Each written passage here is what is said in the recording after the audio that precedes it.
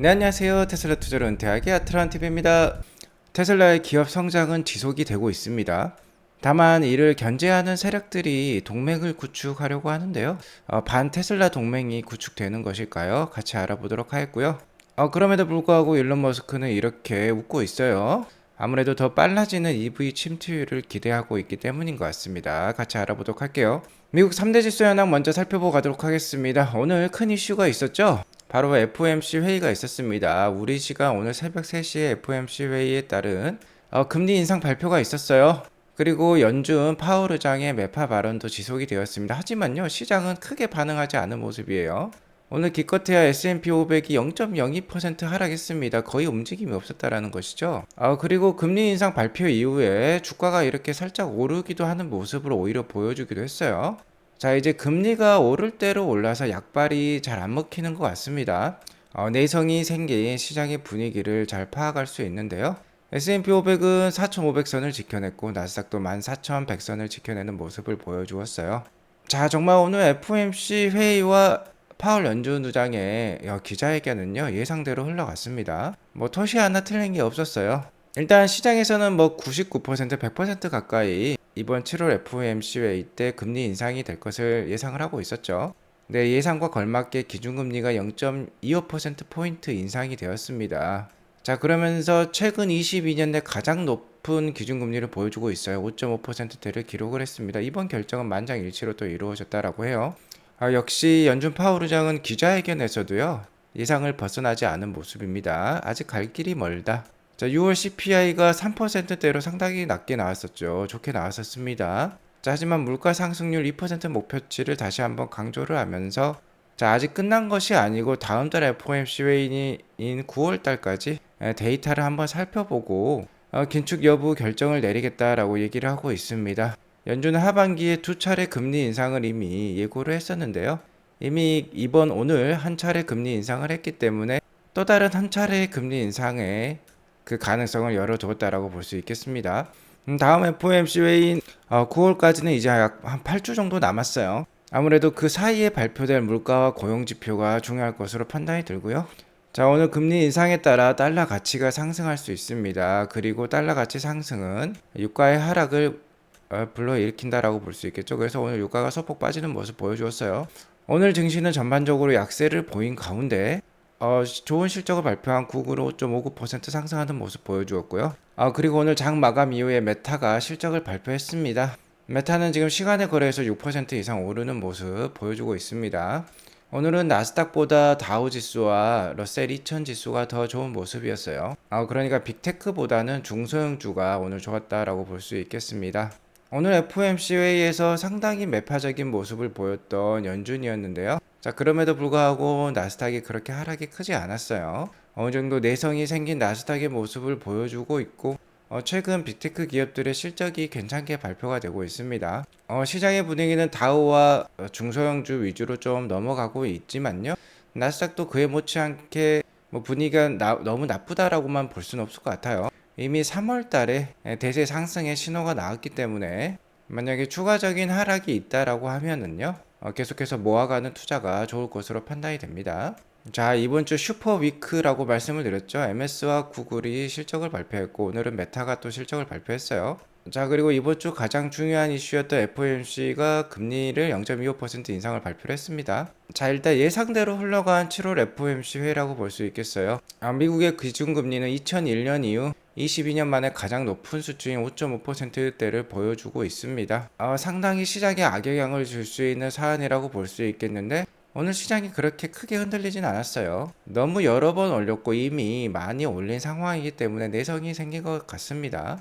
무엇보다도 미국의 경제가 아직 튼튼하기 때문인 것 같아요. 연준 파월 의장의 기자회견상에서 발언했던 주요 사항들을 살펴보면요.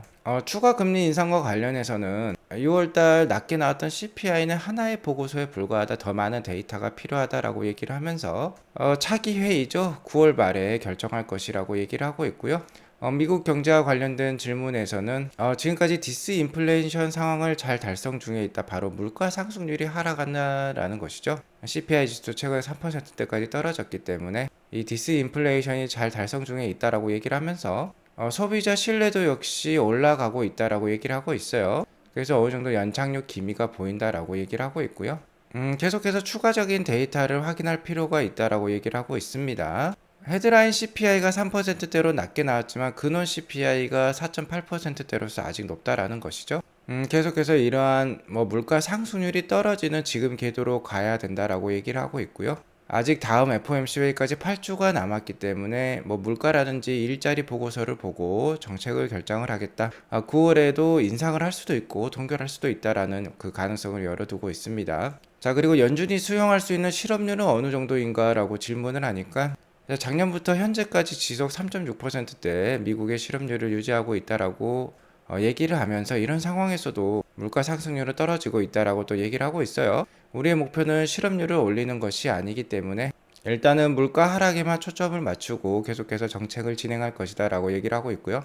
오늘의 금리 인상에 대해서는 적절했다라고 얘기를 하고 있습니다. 연준 위원들이 만장일치로 통과를 했다라고 얘기를 하고 있고, 역시 중요한 거는 노동시장, 그중에서도 더 중요한 건 임금 인상률이 되겠어요. 임금 인상률이 줄어들어야지 인플레이션이 감소할 것이다 라고 얘기를 하고 있습니다. 아직까지 4%대 임금 인상률을 계속 보여주고 있죠. 아직 갈 길이 멀다라고 또 얘기를 하고 있네요.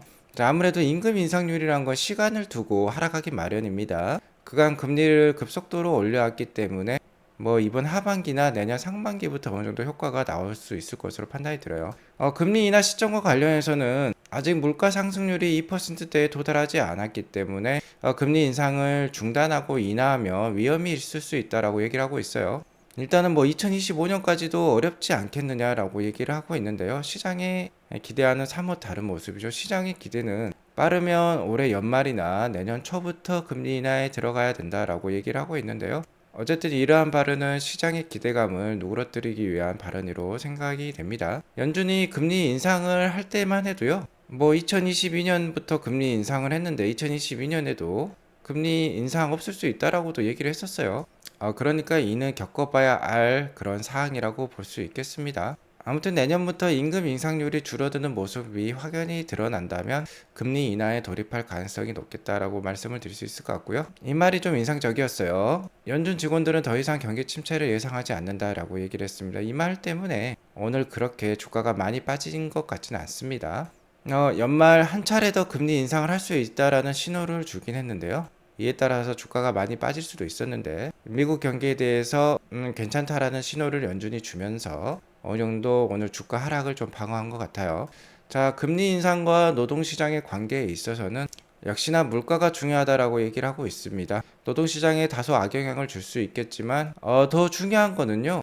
인플레이션이에요. 인플레이션을 잡는데 성공하지 못하면 서민들의 삶에 그 고통이 커질 수 있기 때문에 역시 추가적인 금리 인상 필요하면 해야 된다라고 얘기를 하고 있습니다. 자, 어쨌든 중요한 건 데이터예요. 특히 임금 인상률과 같은 노동시장 관련된 데이터가 앞으로 중요하겠다라고 볼 수 있겠습니다. 8주 동안 이를 잘 트래킹할 필요가 있겠다라고 말씀을 드리겠고요. 자, 오늘 메타가 실적을 발표하면서 시간의 거래에서 무려 7%나 넘게 오르고 있어요. 자, 연고점을 갱신한 모습입니다. 320불까지 지금 올라가는 모습이에요.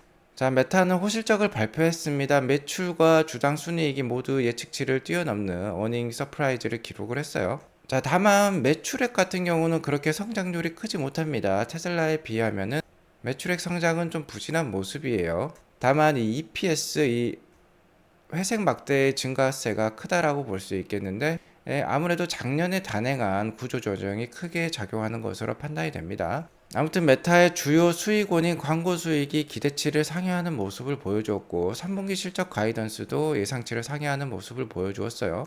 역시나 중요한 건 가이던스라고 볼 수 있겠는데 대부분의 미국 기업들의 주가가요 실적 발표 당에 해당 분기의 실적도 비트를 하고 가이던스도 예상치를 상회하며 주가가 크게 오르는 것 같아요. 테슬라의 경우는 2분기 실적은 예상치를 상회했지만 제대로 된 하반기 가이던스를 말해주지 못했어요. 그러면서 주가가 하락했다라고 볼 수 있겠는데 페이스북은 좀 다른 모습을 일단 보여주고 있습니다. 자, 이렇게 활성 사용자 수도요 계속 꾸준히 증가하는 모습이에요. 자, 페이스북, 인스타그램, 왓츠앱, 메신저 이런 서비스들이 계속해서 글로벌의 인구가 늘어나고 있습니다.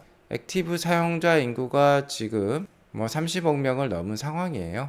자, 이렇기 때문에 주가가 잘 오르고 있다라고 볼 수 있겠는데 다만 한 가지 약점이 있다면 역시 VR 사업부라고 볼 수 있겠죠. 이 VR 사업을 키우기 위해서 사명도 페이스북에서 메타로 바꿨는데요. 계속해서 손실이 늘어나고 있는 듯한 모습입니다. 테슬라는 금일 0.35% 하락한 264.35불로 마감을 했어요. 자, 이미 시장이 연준의 금리 인상과 관련된 그런 매파적인 스탠스를 상당히 반영을 하고 있었기 때문에 테슬라 역시 별다른 움직임이 없었다라고 볼 수 있겠고, 최근 빅테크 형님들의 실적이 괜찮게 발표되고 있기 때문에 뭐 크게 하락은 하지 않고 잘 버티는 듯한 모습이긴 합니다. 아무튼 테슬라 주가의 단기적인 생명성은 약 245불에서 240불 정도로 보고 있어요. 또한 강력한 저항 라인으로는 약 한 285불에서 290불대라고 말씀을 드릴 수 있을 것 같습니다. 하반기에 굵직한 호재들 사이버트럭 출시라든지 모델3 하이랜드 발표라든지 자, 이런 것들이 있기 전까지는 어느 정도 횡보세가 나올 것 같은 테슬라라고 볼 수 있겠습니다. 투자에 참고하시기 바라겠고요. 자, 오늘 전기차 관련 특징주로는 샤오퐁을 들 수 있겠어요. 테슬라 따라쟁이로 유명한 중국 로컬 전기차 회사이죠. 자, 오늘 무려 주가가 26.69%나 올랐습니다. 자, 강력한 호재가 떴기 때문이에요. 마켓 와치에 따르면 폭스바겐이 7억 달러를 샤오퐁에 투자한다라고 합니다. 자, 우리 돈 거의 9천억 가까운 큰 투자가 이어졌다라고 볼 수 있겠어요. 자, 이러면서 폭스바겐은 샤오퐁의 지분 거의 5%를 확보했다라고 합니다. 일단 폭스바겐은 ID3, ID4 이런 전기차로 유명한 회사인데 이 ID 시리즈가 시장에 잘 안 먹히고 있어요. 특히 폭스바겐의 가장 중요한 시장인 중국 시장에서 그다지 영향력을 끼치지 못하고 있는 상황입니다. 잘 안 팔리고 있어요. 일단 테슬라에 밀리는 상품성에다가 중국 로컬 브랜드 엑스펑, 그러는 샤오펑이나 BYD에도 밀리는 모습을 보여주고 있기 때문에 자, 부랴부랴 이러한 전략까지 펼치고 있는 것으로 판단이 됩니다. 좀 굴욕적인 모습을 보이고 있다라고도 볼 수 있겠어요. 자, 샤오펑이라는 회사는 테슬라 따라쟁이로 유명합니다. 자, 외관이라든지 내부 인터페이스라든지 상당히 테슬라와 유사한 모습을 보이고 있는 회사인데요. 어떻게든 폭스바겐이 테슬라를 따라잡기 위해서, 특히 중국 시장에서 따라잡기 위해서 이러한 협력 모드를 진행하고 있는 것으로 판단이 들어요. 자, 여기 레이어드 님도 얘기하는 게 샤오펑은 돈이 필요했고 폭스바겐은 기술이 필요했다라고 얘기를 하고 있습니다. 세계 자동차 시장 1, 2위를 다투는 폭스바겐인데요. 그리고 아우디나 포르쉐와 같은 회사도 자회사로 가지고 있는 회사가 바로 폭스바겐이죠. 그런 회사가 중국 회사의 기술이 필요했다라고 합니다. 어쨌든 이번 지분 확보를 통해서 폭스바겐은 샤오펑과 기술 협력을 하고요. 중국 내 중형 전기차 2개 모델을 공동 개발한다라고 합니다. 차량은 2026년에 출시될 예정이라고 해요. 그리고 폭스바겐의 자회사이자 명차 브랜드이죠. 아우디 역시 중국에 기반을 둔 SAIC 모터랑 협력을 발표했다라고 합니다. 또한 이러한 사실의 반증이 테슬라는 자체적으로도 중국 시장에서 정말 잘 해내고 있다라는 것을 얘기하고 있는 것이죠. 또한 이러한 합작이 중국 내 전기차 침투율을 상당 부분 올릴 수도 있습니다. 폭스바겐은 중국에서 가장 강력한 내연기관 차량 판매 회사라고 볼 수 있겠는데요.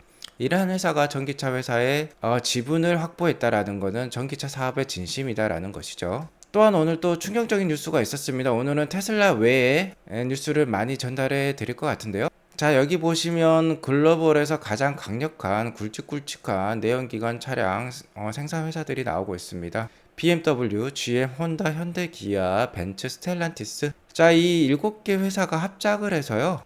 북미의 충전 네트워크 회사를 만든다라고 합니다. 자, 이에 따라서 2030년까지 북미의, 그러니까 미국이죠. 미국에 최소 3만 대 이상의 DC 급속 충전기 네트워크를 구축한다라고 해요. 기사는 이렇게 얘기하고 있습니다. 전례 없는 새로운 충전 네트워크 합작 투자를 만들기 위해 힘을 합쳤습니다. 자, 충전소는요, 모든 자동차 제조업체의 모든 배터리 EV에 액세스할 수 있으며 CCS 및 NACS 커넥터를 모두 제공할 것이다 라고 얘기를 하고 있어요. 자, 여기서 중요한 건 역시 NACS 커넥터를 모두 제공한다라는 것이죠. 자, 왜 그러냐면 GM 역시 2025년부터 테슬라의 충전 방식인 NACS 커넥터를 채용하기로 했어요. 자, 그렇기 때문에 벤츠도 마찬가지도 그러니까 NACS, 그러니까 테슬라의 충전 방식을 제공 안 할 수가 없는 것입니다. 자, 이렇게 되면 테슬라에 나쁠 것이 없어요. 일단 테슬라가 아닌 회사들이 뭉쳤기 때문에 반 테슬라 동맹이지 않겠느냐라고 생각을 해볼 수 있는데, 자, 그게 아니라는 겁니다. 테슬라에게 더욱더 유리할 수도 있다라는 거예요. 기존 내연기관 시장의 이 강자들이 모여서 전력을 다해서 충전 네트워크를 만들어준다. 테슬라에게 있어서 더 좋은 판을 깔아준다라는 것이죠. 전기차 침투율, 그러니까 전기차 파이가 훨씬 더 빨라질 수 있고 더 커질 수 있다라는 것을 뜻한다라고 볼 수 있겠습니다.